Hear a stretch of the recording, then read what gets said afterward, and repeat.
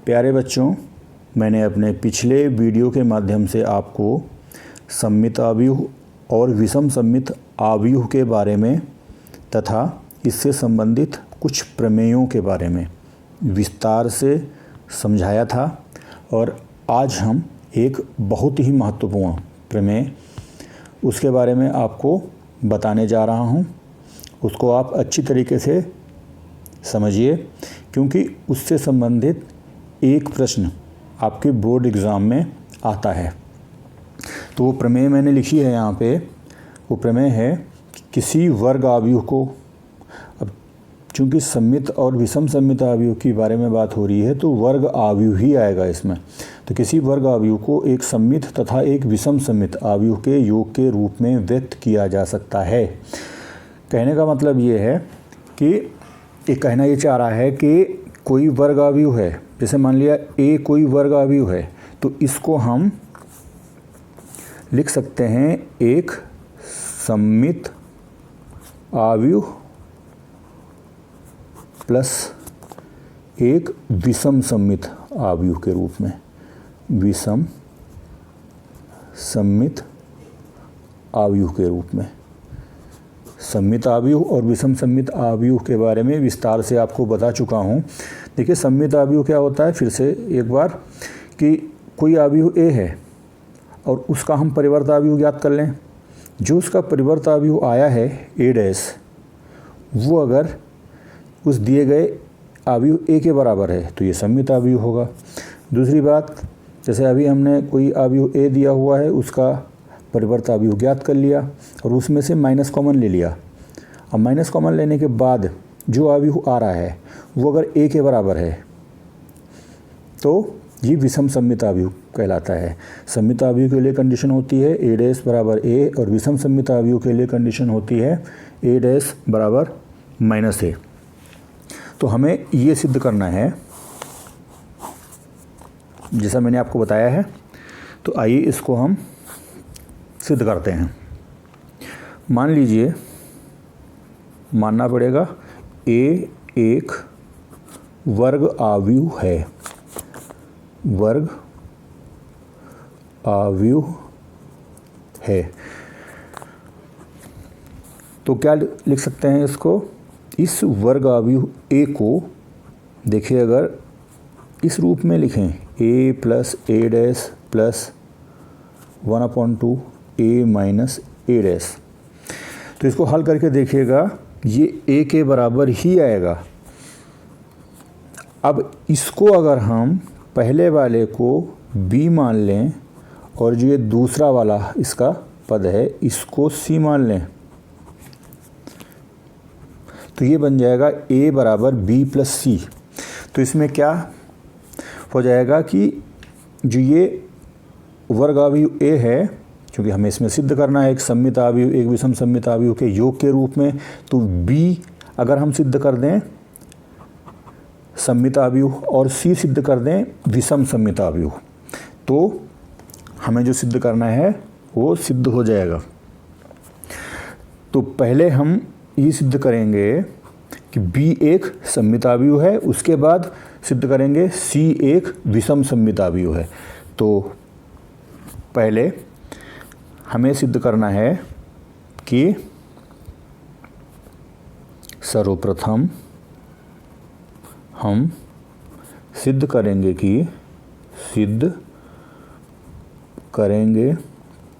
कि बी एक सममित आव्यूह है।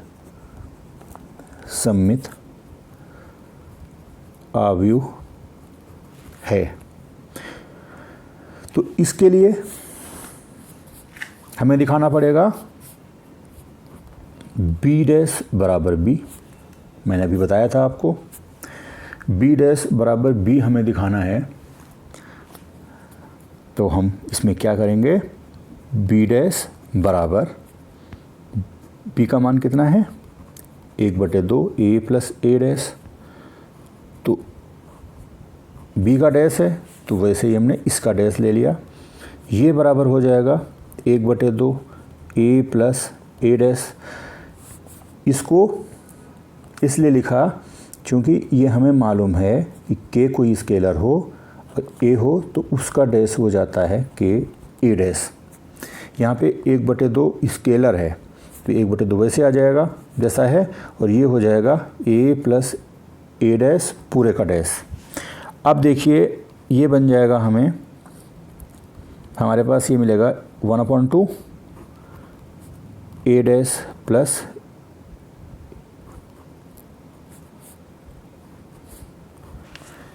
ए डैश पूरे का डैश, 1/2 ए डैश प्लस ए डैश का होल डैश। चूँकि ये हमने आपको बताया है कि ए प्लस बी पूरे का डैश ये होता है बराबर ए डैश प्लस बी डैश। तो वैसे ही हमने यहाँ भी लिख दिया है 1/2 ए डैश प्लस ए डैश का होल डैश। अब इसमें एक चीज़ और पड़ी है कि ए डैश पूरे का डैश ये होता है बराबर ए के, तो ये मिल जाएगा हमें बी डैश बराबर 1/2 ए डैश प्लस ए डैश का होल डैश ये ए के बराबर होगा, यानी ये हो गया हमारे पास ए प्लस ए डैश। इसको लिख सकते हैं हम इस तरीके से, यानी ये हमें मिल गया बी डैश बराबर बी, जैसा कि मैंने आपको बताया था जो हम सिद्ध करना चाह रहे थे कि बी डैश बराबर बी।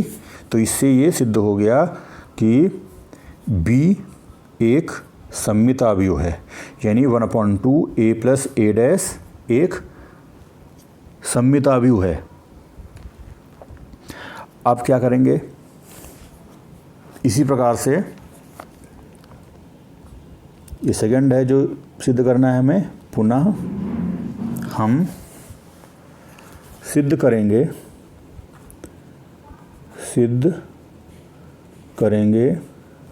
कि सी एक विषम सममित अवयव है,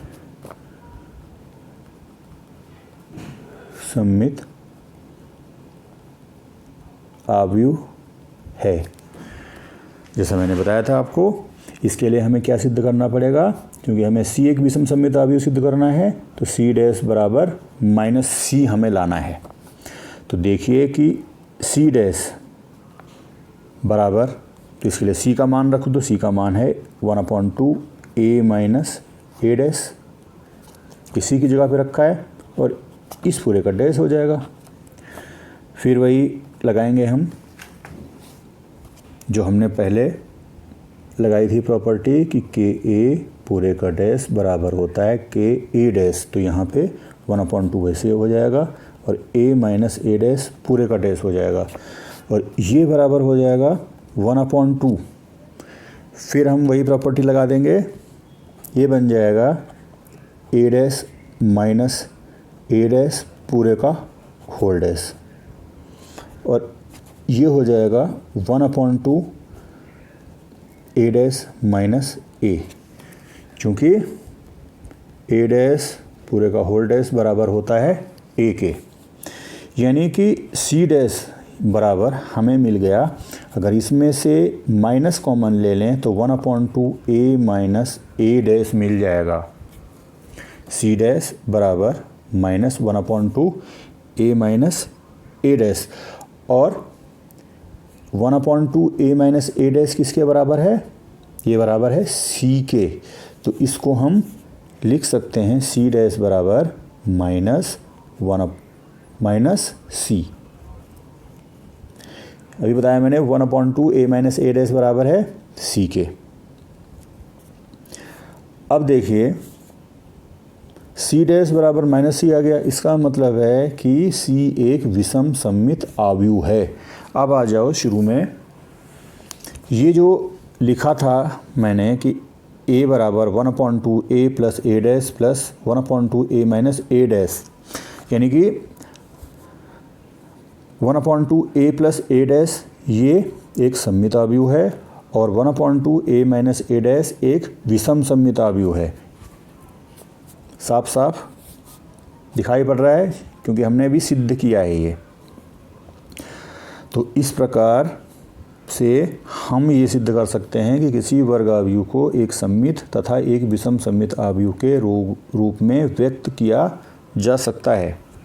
तो इसी तरीके से कोई सवाल आएगा और उसको दिखाना पड़ेगा कि इसको दिखाओ कि ये आव्यूह एक सममित आव्यूह और एक विषम सममित आव्यूह के योग के रूप में व्यक्त किया जा सकता है। तो हमें ये जो रिजल्ट है a equal to 1/2 a plus a dash equal to 1/2 a minus a dash, इसको याद रखना है। और साथ में ये भी याद रखना है 1/2 a plus a dash, 1/2 into a plus a dash एक सममित आव्यूह है और दूसरा जो 1/2 into a minus a dash एक विषम सममित आव्यूह है, विषम सममित आव्यूह है। बहुत इंपॉर्टेंट रिजल्ट है, ये याद रखिए। और अगले वीडियो में मैं आपको इससे संबंधित जो सवाल है वो करवाऊंगा।